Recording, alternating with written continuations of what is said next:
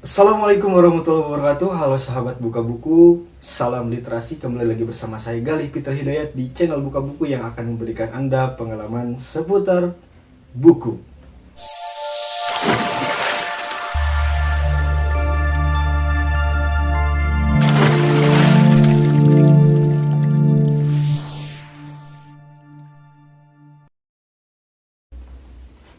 Baik sahabat buka buku apa yang kita akan bahas kali ini? Dan saya sudah memegang salah satu buku yang akan saya bahas di kesempatan kali ini. Dan buku ini adalah buku yang cukup epik, eksotis, dan juga kontroversial. Apa buku ini? Kita langsung saja ke pembahasan. Jangan lupa like, comment, and subscribe.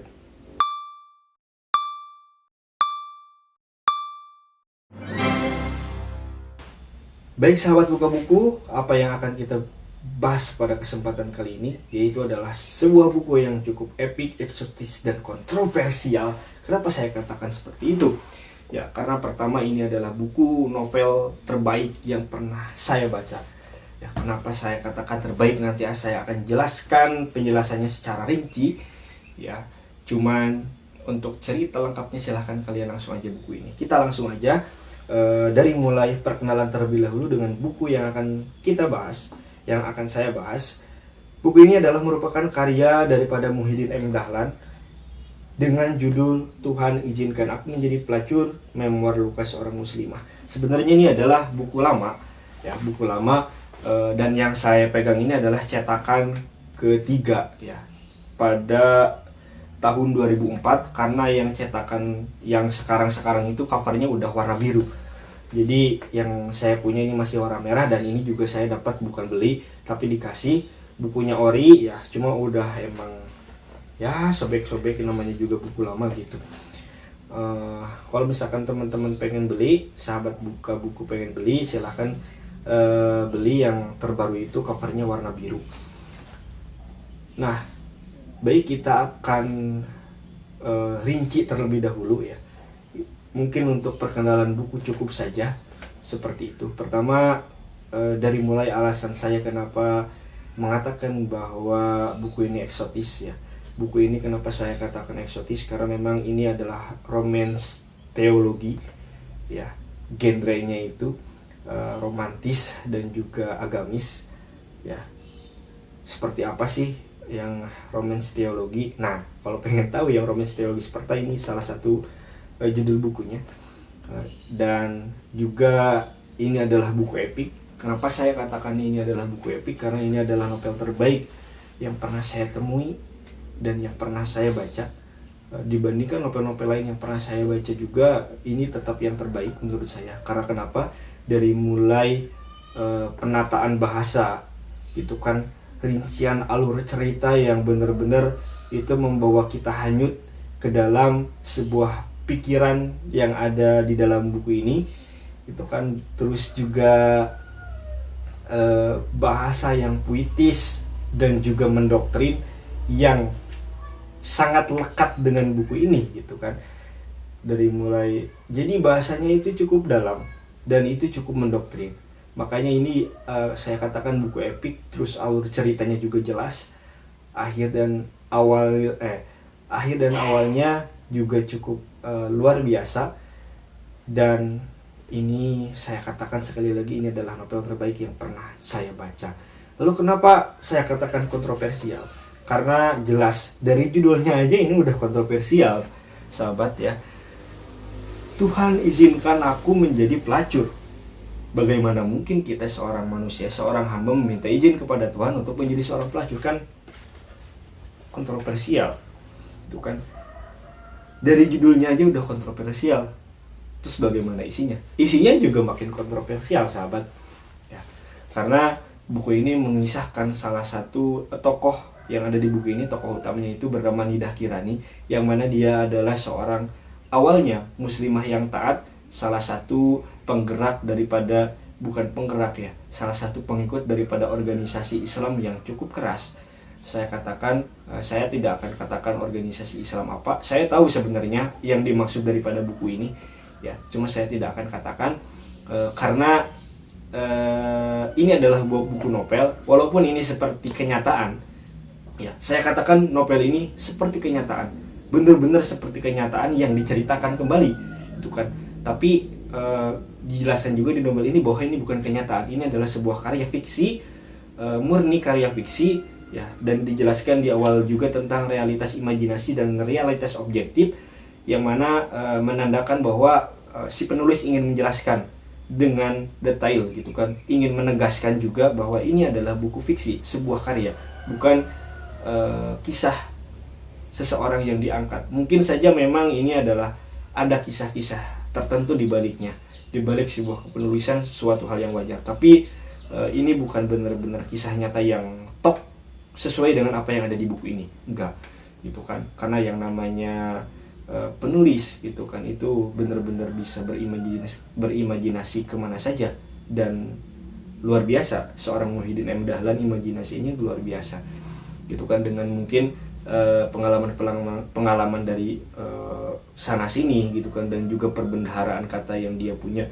juga cukup luar biasa, penataan bahasa yang bagus, mudah dimengerti, sehingga menjadikan buku ini adalah buku yang sangat luar biasa. Nah, terus juga bagaimana daripada isi buku ini, ya, tadi sedikit saya singgung. Jadi tokoh utama daripada buku ini adalah Nidah Kirani, ya, seorang muslimah yang taat, itu kan, hingga akhirnya dia menjadi seorang pelacur. Dan itu isinya ini cukup mendoktrin, ya, isinya itu cukup mendoktrin. Bahkan banyak di buku ini yang saya garis bawahi kata-katanya itu. Dan ketika saya baca buku ini, itu saya sampai berhenti berapa bulan, gitu ya. Itu tuh saya udah sampai pertengahan, ya, ceritanya sahabat, udah baca buku sampai pertengahan. Cuma kayak saya pribadi itu terhanyut di dalam buku ini, yang seakan-akan persepsi daripada buku ini yang sebenarnya salah itu seakan-akan benar. Saking apanya? Saking si penulis itu benar-benar rapih dalam menceritakan sebuah karya fiksi novel, bahkan sampai seperti sebuah kenyataan, sehingga benar-benar saya bisa menghayati, mendalami apa yang diperankan oleh si tokoh, dan saya sampai-sampai kayak membenarkan, gitu kan, pandangan daripada tokoh utama yang ada di buku ini. Sampai-sampai seperti itu. Dan sampai-sampai saya juga berhenti membacanya karena merasa aduh gawat nih, gitu kan, takutnya akidah makin goyah, gitu kan, karena udah di pertengahan aja ini akidah udah goyah, gitu kan, apalagi kalau misalkan sampai baca di akhir. Hingga akhirnya pada waktu itu saya berhenti beberapa bulan dan saya lanjutkan kembali. Alhamdulillah iman enggak goyah-goyah amat, gitu ya, walaupun kayak tetap goyah aja, gitu kan, karena ada beberapa hal dalam buku ini yang menurut saya kayak ya wajar sih, gitu kan, kalau misalkan manusia mengalami hal seperti ini, lalu kalau saya membayangkan di posisi dia seperti itu, wajar kayaknya sih kalau misalkan dia sampai begitu, gitu kan. Nah, saya sampai berpikiran seperti itu, gitu kan. Nggak tahu kenapa, saking bagus ya mungkin buku ini, dari pengaluran cerita dan tata letak bahasa, apa yang dia sampaikan sangat mudah dimengerti dan membuat kita terhanyut dalam sebuah fiksi yang ada di buku ini. Kayak gimana, saya betah bacanya itu, kayak enggak, renyah banget lah, pokoknya renyah banget novel ini, itu kan. Hingga akhirnya saya pada waktu itu ketika saya merasa sudah siap, aduh ini ada gangguan guys, ada lagi pembangunan di sini. Oke, gak apa-apa ya, suara saya masih terdengar, walaupun mungkin mohon maaf ada sedikit gangguan, karena nggak tahu berhentinya kapan, karena di pinggir rumah lagi ada yang ngebangun rumah, jadi agak berisik juga, saya mohon maaf. Kita lanjut aja. Saya akan kencengin juga suara saya supaya nggak ketutup sama suara mesin itu, ya cukup mengganggu juga sebenarnya, gitu kan. Tapi ya namanya juga tetangga lagi ngebangun rumah, ya wajar. Nah, kita lanjut, bahwa di dalam buku ini banyak kata-kata yang saya katakan seperti tadi sangat mendoktrin sekali. Di antaranya saya akan buka nih halaman berapa ya. Oke teman-teman, saya cari dulu.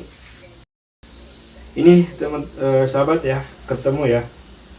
Salah satu kata-kata yang di buku ini saya katakan cukup epic. Saya akan bacakan. Kubisikan kepada hatiku satu-satunya, hati, ku ingin kau seluas kehidupan ini, sekelam jurang dan secercah matahari. Bersamamu kan kulanjutkan tragedi sang iblis dengan sekeping hati Khidir.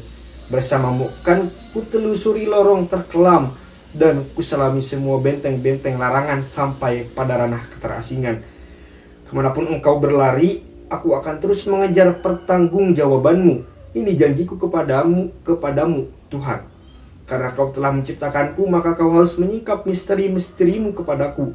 Aku tak akan pernah mengabdi kepadamu seperti yang dilakukan pendusta-pendusta dan orang-orang pandiri itu. Sampai kau pun memberiku gelar sang nabi kejahatan, karena aku akan menyebar kerusakan-kerusakan di seluruh bumi ini. Atau kau sibak semua dari hakikat ini, penciptaan, kehidupan, eksistensiku, dan juga kau sendiri. Aku bersumpah tak akan mau menerima apapun yang tidak jelas darimu. Seorang muslimah yang taat, sampai-sampai dia berkata seperti itu. Jadi sebenarnya apa yang terjadi dalam buku ini, sahabat semua bisa langsung beli aja bukunya. Saya nggak lagi endorse, enggak, gitu kan. Karena saya akan saya selalu ingin menghargai apa yang ditulis orang-orang, gitu kan. Karena saya juga suka membaca, saya ingin menghargai para penulis yang ada di Indonesia. Jadi saya tidak akan menjelaskan rinci apa yang ada di buku ini. Saya hanya spoiler aja, gitu kan. Dan ini rekomendasi banget bukunya. Silahkan teman-teman langsung beli dimanapun entah. Tapi saya sarankan beli yang ori ya, jangan beli yang bajakan. Karena ketika kita beli buku bajakan, itu artinya Anda sudah tidak menghargai para penulis yang ada di Indonesia, gitu. Kalau misalkan para penulis di Indonesia sudah dihargai, lalu siapa yang akan menulis buku lagi? Jadi saya harap sahabat buka buku, kalau misalkan kalian mau beli buku, belilah buku-buku yang original. Jangan beli buku bajakan ya, walaupun buku bajakan murah gitu ya, walaupun buku bajakan murah, cuma dari kualitas juga kan lebih terjamin yang original. Karena kalau buku yang murah itu cepat copot gitu kan, baru beberapa bulan udah pada copot kan, dan kertasnya juga jelek, nggak nyaman untuk dipandang oleh mata. Jadi beli saja buku yang original. Kalau misalkan teman-teman mau tahu lebih dalam tentang buku ini ya, judulnya jelas, Tuhan izinkan aku menjadi pelacur, memoir luka seorang muslimah. Mungkin segitu aja untuk review buku kali ini, untuk pembahasan buku kali ini. Semoga bermanfaat. Dan ini saya sarankan banget, sekali lagi saya sarankan banget teman-teman untuk beli. Karena ya barangkali teman-teman mau menguji akidah mau menguji akidah diri sendiri, silahkan beli. Apalagi yang perempuan, cukup menantang sih. Tapi saya sarankan kalau memang sekiranya ya membawa mandorot sih nggak usah ya. Cuma kalau saya pribadi, buku apa aja saya baca, mau buku kanan, mau buku kiri, mau buku tengah saya baca. Cuma kan yang harus diingat, ada yang bisa kita jadikan hanya sekedar ilmu pengetahuan, ada yang harus kita jalankan seperti aturan-aturan agama. Oke, gitu aja, nggak usah panjang lebar lagi. Sekian dari saya. Assalamualaikum warahmatullahi wabarakatuh.